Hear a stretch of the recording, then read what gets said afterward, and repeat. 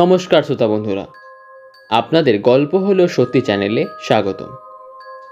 তো বন্ধুরা, আপনারা যারা এখনও আমাদের চ্যানেলটিকে সাবস্ক্রাইব করেননি তারা অবশ্যই সাবস্ক্রাইব করে নিন এইরকম আরও সত্যি ভৌতিক গল্প শোনার জন্যে। তো চলো আর দেরি না করে শুরু হচ্ছে আজকের গল্প, দার্জিলিংয়ের ভুতুড়ে হোটেল।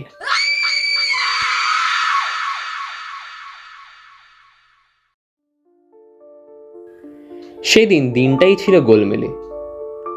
কোনো এক রবিবার। পরের দিন সকাল 10টায় একটা বড় কোম্পানির সাথে জরুরি মিটিং আছে।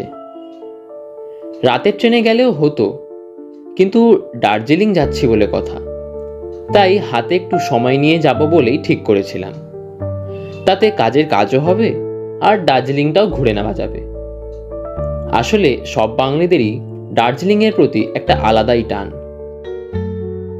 কিন্তু গোড়াতেই হয়ে গেল গন্ডগোল। ভোর 4টের অ্যালার্ম দিয়েছিলাম ঘড়িতে, কিন্তু যখন ঘুম ভাঙল তখন ভোর 5:30। তাই 6টার ট্রেন কোনোভাবেই আর ধরা সম্ভব না। অনলাইনে চেক করে দেখলাম বিকেলের আগে এনজিপি ট্রেন আর নেই। তাই আর কোনো উপায় না দেখে বিকেলের টিকিটটাই কেটে নিলাম। তবু ভাবনা গেল না, কারণ আমার হোটেল বুক করা আছে যে আজ সকাল থেকে। অন্তত ওখানে জানিয়ে রাখতে হবে যাতে আমার বুকিংটা ওরা ক্যান্সেল না করে দেয়। ছোটখাটো কোম্পানি আমাদের, দার্জিলিংয়ে কোনো ব্রাঞ্চ নেই, কিন্তু ওখানকার কিছু কাজকর্ম দেখার জন্যে একজন সংযোগ অফিসারকে নিয়োগ করা আছে। তার নাম মান সিং থাপা। দিন 3 আগে ফোনে কথা বলার সময় থাপা আমাকে বলেছিল দার্জিলিংয়ে এখন হোটেল পাওয়া খুব চাপের ব্যাপার, ওখানে এখন সিজন টাইম যে।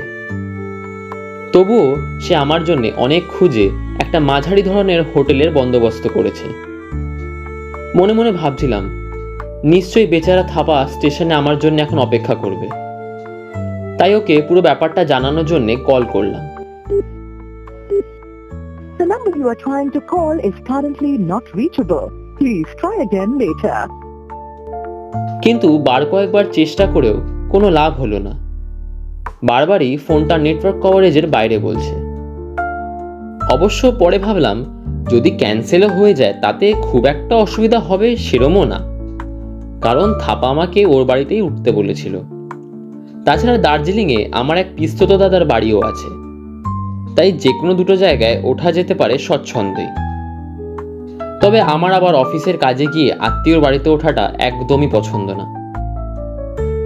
দুপুরে খেয়ে দিয়ে বেরিয়ে পড়লাম স্টেশনের উদ্দেশ্যে। তবে দিনটা যে ছিল গোলমেলে তার আরেকটাও প্রমাণ পেয়ে গেলাম। সকালে ঘুম থেকে দেরি করে ওঠার ফলে ট্রেন মিস হওয়ায় এবার সময়ের 40 মিনিট আগে পৌঁছে অ্যানাউন্সমেন্টে শুনলাম ট্রেন লাইনে কিছু অসুবিধা হওয়ায় ট্রেন নাকি 3 ঘন্টা লেট। অনুগ্রহ করে শুনবেন, নির্ধারিত সময় 13:35 থেকে 3 ঘন্টা দেরিতে 16:35 আসবে। আপনার অসুবিধের জন্য আমরা দুঃখিত। সুতরাং নির্দিষ্ট সময় অন্তত 3-4 ঘন্টা লেট পৌঁছাবে আমার ট্রেন। বড় হতাশ বোধ করছিলাম আমি, তবে হাল ছাড়লাম না। বাইরে একটা চায়ের দোকানে বসে চা খেতে খেতে আবারও থাপাকে কল করলাম, কিন্তু এ কি, এবার ফোনটা আবার সুইচ অফ বলছে। আশ্চর্য, আর কোনো অন্য নাম্বারও নেই যে ট্রাই করব। যাই হোক, ভাবলাম থাপা নিতান্তই বোকা লোক নয়, কাজটা যে কতটা জরুরি সে ভালো করেই জানে। তাই এইটুকু সে নিশ্চয়ই বুঝতে পারবে যে কোনো কারণে সকালে যেতে না পারলেও রাতের মধ্যে আমি ঠিকই পৌঁছে যাব। যেটা আন্দাজ করেছিলাম সেটাই হলো। এনজিপি স্টেশনে যখন নামলাম তখন রাত প্রায় 1:30। স্টেশনে নামতেই টের পেলাম শীত কাকে বলে। হঠাৎই কেউ যেন বরফের মুখও সেটে দিল মুখে। তবে একেবারেই যে প্রস্তুত ছিলাম না তা কিন্তু না। গলা উঁচু পুলোভারটা টানাটানি করে ঢেকে ফেললাম ঘাড়ের পিছনটা। বাইরে এসে একটা ট্যাক্সিতে উঠে বসলাম। ট্যাক্সি ড্রাইভারটাকে হোটেলের নামটা বলতেই বেটেখাটো চেহারা ড্রাইভারটি একবার তাকালো আমার দিকে। তারপর আর কিছু না বলে কুয়াশার ভিতর দিয়ে প্রায় উড়িয়ে নিয়ে চলল ট্যাক্সিটা। আমার অল্প গা ছমছম করলো, কিন্তু ভয়টা কেটে গেল যখন 40 মিনিটের মধ্যেই আমাকে হোটেলের সামনে পৌঁছে দিল সে। ভাড়া মিটিয়ে হোটেলের ভিতর প্রবেশ করলাম। থাপার ঠিক করা হোটেলটা যে মাঝারি সেটা আগেই বলেছি। যেটুকু আলো না জ্বালালেই নয়, তার বেশি আলো নেই কোথাও। হোটেলটার এদিক ওদিক দেখতে দেখতেই রিসেপশন কাউন্টারের দিকে এগিয়ে গেলাম আমি। কাউন্টারে একটা মেয়ে ফোনে গান শুনছিল। আমাকে দেখেই সে উঠে দাঁড়ালো। Yes, sir. How can I help you? আমি বললাম, আমার নামে একটা রুম বুকিং ছিল। মেয়েটি বলল, দুঃখিত স্যার, কিন্তু কোনো রুম খালি নেই। আমি বললাম, একটু ভালো করে দেখুন, আমার কনফার্ম বুকিং ছিল। মেয়েটি আমার কথা শুনে শেলফ থেকে একটা লম্বা ডায়েরি বের করে ভালো করে দেখতে লাগলো। আপনার বুকিং তো গতকাল সকালেই ছিল।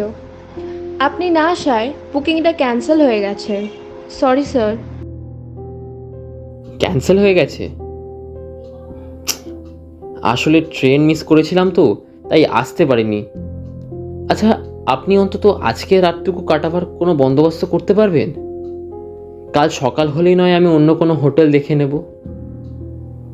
মেয়েটি খুবই করুণ স্বরে বলল, আমি আপনার ব্যাপারটা বুঝতে পারছি স্যার, কিন্তু সত্যি কিছু করার নেই। উপায় থাকলে আমি নিশ্চয়ই আপনাকে সাহায্য করতাম। কথাগুলো শুনে কি করব বুঝতে পারছিলাম না। থাপাকেও ফোনে পাচ্ছি না। তাহলে কি দাদার বাড়িতেই যাব? কিন্তু এই রাত বিরেতে যাওয়াটা কি ঠিক হবে? কিন্তু যদি নাই যাই তাহলে সারা রাত কাটাবোই বা কি করে? এইসবই ভাবতে ভাবতে যখন হোটেলের বাইরে যাচ্ছিলাম, পিছন থেকে মেয়েটি ডাকলো। এক্সকিউজ মি স্যার, দাঁড়ান, একটু শুনবেন? আমি রিসেপশনে গিয়ে বললাম, হ্যাঁ বলুন। স্যার বলছি, সকাল 8টার আগে যদি ছেড়ে দিতে পারেন তাহলে আপনাকে একটা রুম দিতে পারি। হ্যাঁ, আমি তাতেই রাজি। রাতটুকু কাটাতে পারলেই হবে। আর সকাল হলে তো আপনাদের হোটেলে রুম খালি হয়ে যেতে পারে, তাই না? আমি রাজি। আপনি ওই রুমটাই আমাকে একটু ব্যবস্থা করে দিন প্লিজ। ঠিক আছে স্যার, কিন্তু 8টার আগে আপনাকে রুমটা ছেড়ে দিতে হবে, কারণ মুম্বাই থেকে দুজন আসবে, তাদের জন্য রুমটা বুক করা আছে। তখন আমার যা অবস্থা, তাতে আমি যে কোনো শর্তেই রাজি। মেয়েটা তার পিছনের কিহোলের হুক থেকে চাবিটা নিয়ে আমাকে দিল।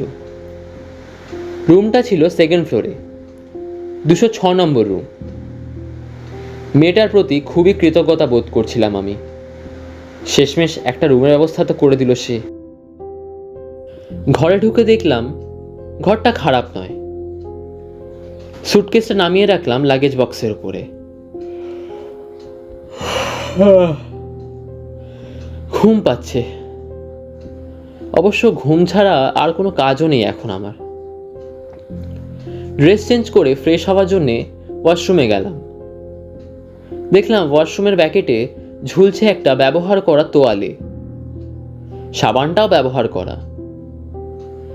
ঘরে এসে জলের ফ্লাক্স থেকে জল ঢালতে গিয়ে দেখি সেটাও ভর্তি নেই পুরোটা। তখনই বুঝতে পারলাম কিছুক্ষণ আগেই হয়তো এই ঘরে কেউ ছিল।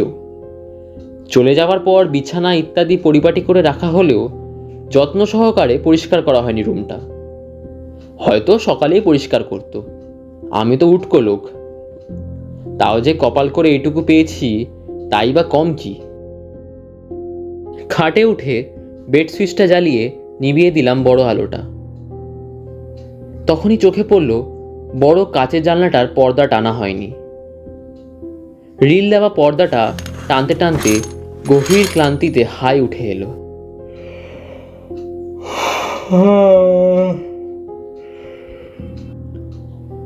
এরপর চাদরটা মুড়ি দিয়ে শরীরটাকে সেধিয়ে দিলাম আমি।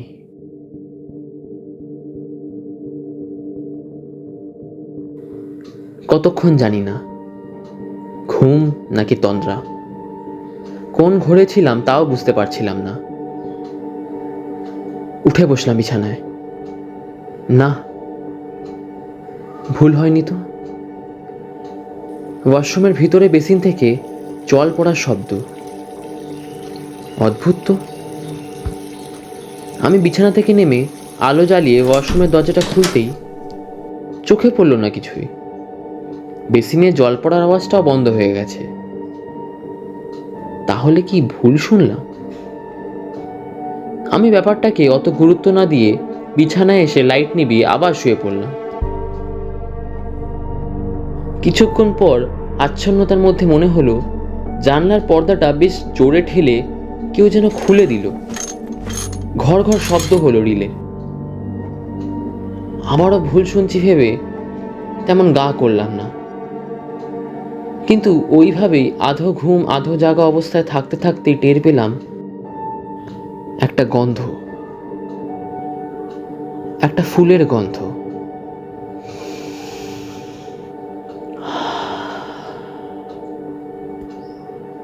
ফুলের সুবাসটা যেন মিশে যাচ্ছে আমার নিঃশ্বাসে। কিরম একটা ঘোরের মতন অনুভব হচ্ছিল। কানে এলো একটা গান, গুনগুন করে, খুব আস্তে, চাপা স্বরে, একটা নারীর কণ্ঠস্বর।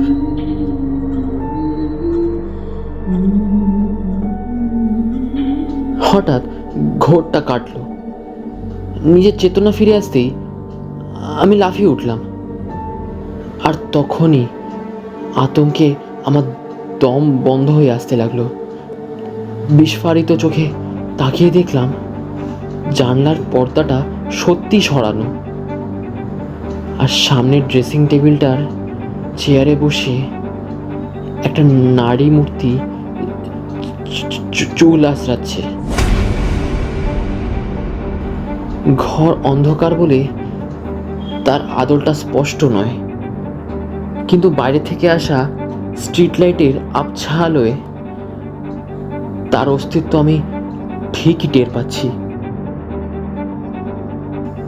সেই ফুলের সুবাসটা ক্রমশ ছড়িয়ে পড়ছে সারা ঘরে। সম্ভবত চেঁচিয়ে উঠতে চেয়েছিলাম, কিন্তু কিন্তু গলা দিয়ে কোনো শব্দ বেরোলো না। আতঙ্কের শেষ পর্যায়ে পৌঁছে আমি কোনোভাবে ঘরের আলোটাই জ্বালাতে পেরেছিলাম শুধু। আশ্চর্য, কোথায় নারী মূর্তি?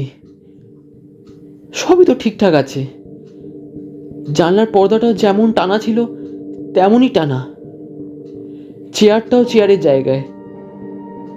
আর ফুলের গন্ধটা তো আর পাচ্ছি না। ঘামছিলাম, কোনো কিছুরই ব্যাখ্যা খুঁজে পাচ্ছিলাম না আমি।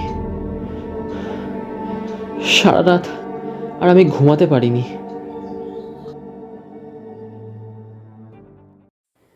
সকাল হতেই থাপা কল করলো আমাকে। Hello sir, sorry sir, sorry আমার ফোনটা না আসলে হঠাৎ করে খারাপ হয়ে গেছিলো স্যার। সার্ভিস সেন্টারে ছিল। হ্যাঁ, আমি ফোনটা আজই হাতে পেতে স্যার প্রথমে আপনাকে কল করলাম স্যার। আপনি কি স্যার এসে গেছেন স্যার? আমি থাপাকে সব ঘটনাটা বলি। সব শুনে থাপা বলল, কি বলছেন কি স্যার? হতভাগাটা স্যার আপনাকে শেষমেশ ওই রুমটাই দিল? আরে স্যার, 2 দিন আগে একজন ভদ্রমহিলা স্যার ওই রুমে আত্মহত্যা করেছিল স্যার।